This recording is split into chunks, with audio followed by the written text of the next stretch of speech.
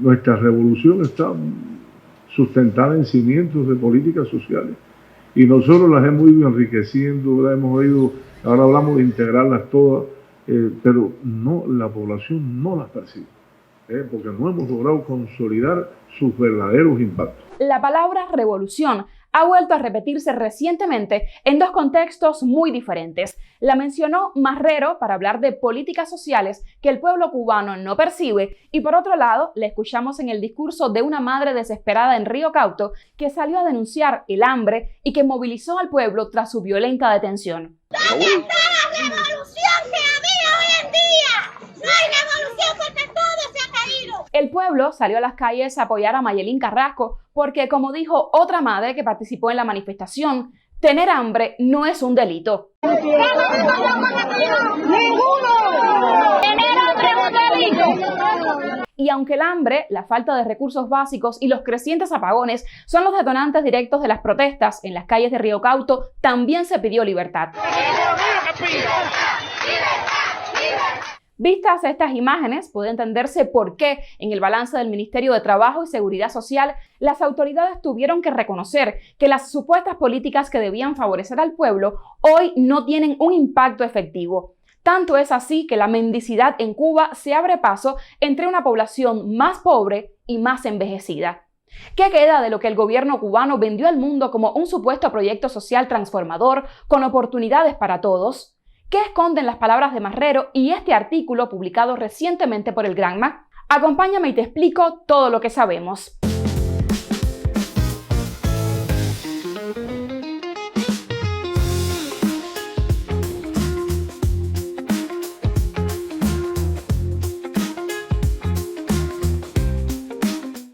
Antes, por favor, suscríbete al canal, síguenos en la red social donde nos estés viendo ahora mismo y si puedes, apóyanos dejando un super gracias en YouTube, unas estrellas monetizadas en Facebook o una donación en nuestra cuenta de PayPal para seguir haciendo contenidos como este. Por cierto, en YouTube, mira nuestro plan de membresías que tenemos un nivel nuevo.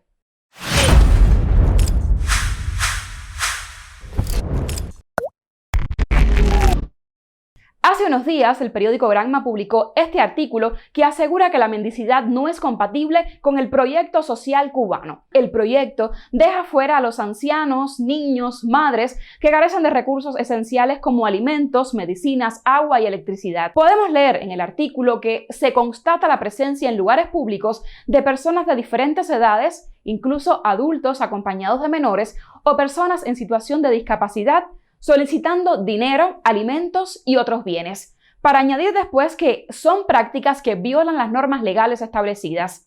Como ven, tener hambre, vivir en la miseria y no encontrar otra forma que la mendicidad para sobrevivir es también un delito en Cuba, porque es imposible afirmar que todos los que piden limosna son delincuentes o estafadores, especialmente después de conocer los numerosos casos que a diario se comparten en las redes sociales, de niños que viven con un padre o una madre enferma o incluso con ancianos a su cuidado. Los jubilados que no pueden llegar ni siquiera a la primera semana del mes con su pensión, que no tienen apoyo familiar, también son delincuentes solo por pedir algún tipo de ayuda en las calles. Esto es por mi esposo también, que es de episodio auditivo, miren. Por los dos nos dan esa porquería. ¿Usted qué es alcance hoy? Si un paquete de pollo cuesta 3.100 pesos. Sí, es verdad.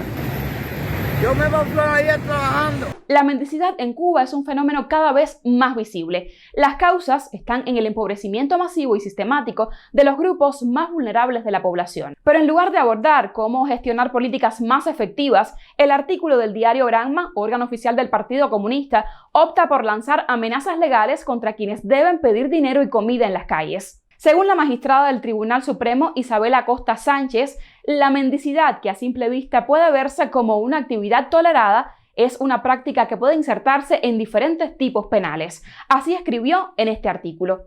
En un hilo de X, el economista Pedro Monreal advirtió que el Estado no ha reconocido las causas de ese empobrecimiento generalizado y el fracaso de las instituciones que debían atender de modo efectivo los casos más críticos. También alertó que la mendicidad es una vertiente específica de la normalización del empobrecimiento masivo que impulsó el programa del ordenamiento y el tratamiento del problema no debe consistir en un enfoque reduccionista para castigar legalmente aristas de la mendicidad. Otra idea esencial que comparte el economista es que, si bien es cierto que deben controlarse actividades ilegales asociadas a la mendicidad, como la corrupción de menores y la trata de personas, es inapropiado vender la idea de que la mendicidad es resultado de la maldad de personas inescrupulosas. También es falso que el Estado cubano crea oportunidades de trabajo digno para todos, como llegó a afirmar este artículo.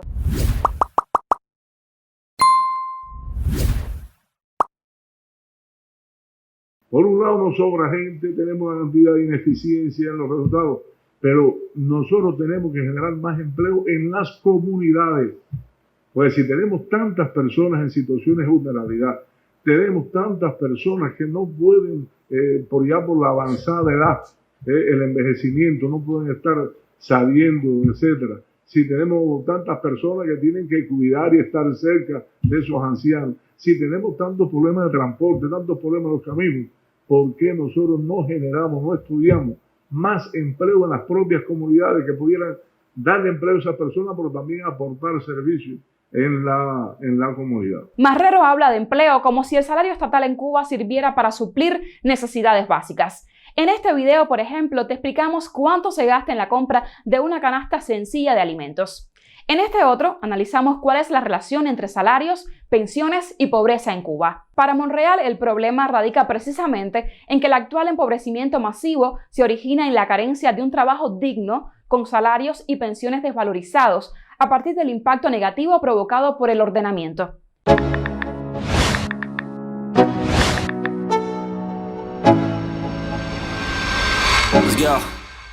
Desde 2014 hasta septiembre de 2023, en Cuba se habían identificado 3.690 personas con conducta deambulante. En este artículo de Cuba Debate se reconoció que el fenómeno de la conducta deambulante nunca fue erradicado tras el triunfo de la revolución en 1959, sino que disminuyó y posteriormente aumentó en la década de los 80, al igual que ocurrió con otros fenómenos sociales. También se menciona, y cito, la ausencia de propuestas para abordar los casos de personas que deambulan y practican la mendicidad, sin tener asociada una discapacidad intelectual, así como la posibilidad de explorar alternativas a los centros de protección social, como albergues que puedan brindar un amparo a largo plazo. La vejez en situación de calle es ahí donde efectivamente ha fallado todo. Situación de calle que el Estado y desde las políticas públicas no se reconoce como tal, cuando en toda América Latina ha habido un avance. Yo siempre pongo el ejemplo de América Latina para no ponernos en Europa, en Estados Unidos. O sea, cuando toda América Latina, problemas que son también comunes a otras sociedades latinoamericanas, reconoce como condición o situación de calle y por lo tanto responsabiliza al Estado de fallo de esas políticas. Nuevamente, ¿qué hace el Estado cubano? Habla de conductas deambulantes. Por lo tanto, cuando habla de conductas deambulantes, deposita o devuelve al individuo la responsabilidad por estar en esa situación. Y así podríamos enumerar un conjunto de ejemplos donde el Estado cubano se ha ido no solo en su responsabilidad material, sino también en la responsabilidad simbólica de ocultar, de falsear completamente la realidad a través de estas denominaciones eufemísticas, ¿no?, que encubren la realidad y la responsabilidad del Estado, de la institucionalidad.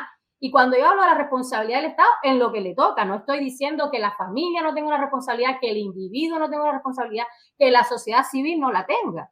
Tampoco que el Estado cubano nos ha permitido tenerla porque se había hecho con todas esas responsabilidades, ¿no? Pero ahora ni una cosa ni la otra.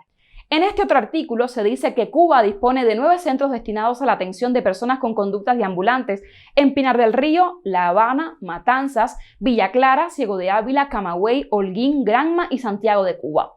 Sin embargo, asegura que estos centros no son de estancia, son lugares de clasificación y evaluación de las personas que deambulan. Además, la alimentación, las medicinas, la ropa deben ser suministrados por los gobiernos territoriales.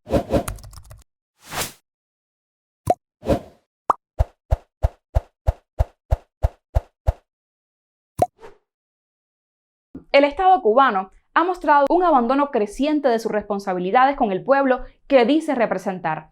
Ha eliminado y limitado la protección a los grupos con menos garantías para acceder a la alimentación, al trabajo digno y además se niega a proporcionar información pública sobre esos problemas. Porque no es que el pueblo no perciba el impacto de las políticas sociales, como decía Marrero al principio del video, es que en su vida cotidiana hay un creciente desamparo que obliga a la supervivencia.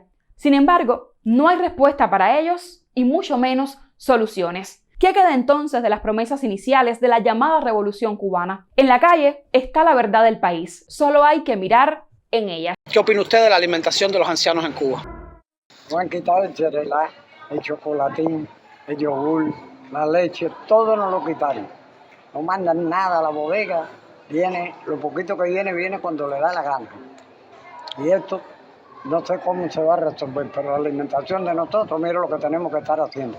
Recogiendo pomo y en los basureros para podernos alimentar con los precios altísimos que hay en la calle. Que una croqueta vale 20 pesos, un cigarro vale 50, 70. Una fritura vale 20 pesos y así sucesivamente. Entonces tu mercancía por el piso, porque te la tiran por el piso. Imagínate tú, no sé dónde va. Por eso es que muchos de estos personas mayores en sus relatos, en sus maneras de expresar cómo están viviendo su vejez en la actualidad, hablan de estas promesas rotas, de un sentimiento como de traición prácticamente, ¿no? Después de una vida entregada a un proyecto, a un modelo de sociedad que prometió un futuro mejor. Y llegas a la vejez, obviamente, en unas condiciones de vida muy deplorables. Aquí termino, pero antes recuerda suscribirte a nuestro canal de YouTube, seguirnos en la red social donde nos veas y si puedes, apóyanos dejando un gracias monetizado en YouTube, unas estrellas en Facebook o una donación en nuestra cuenta de PayPal. Hasta el próximo video.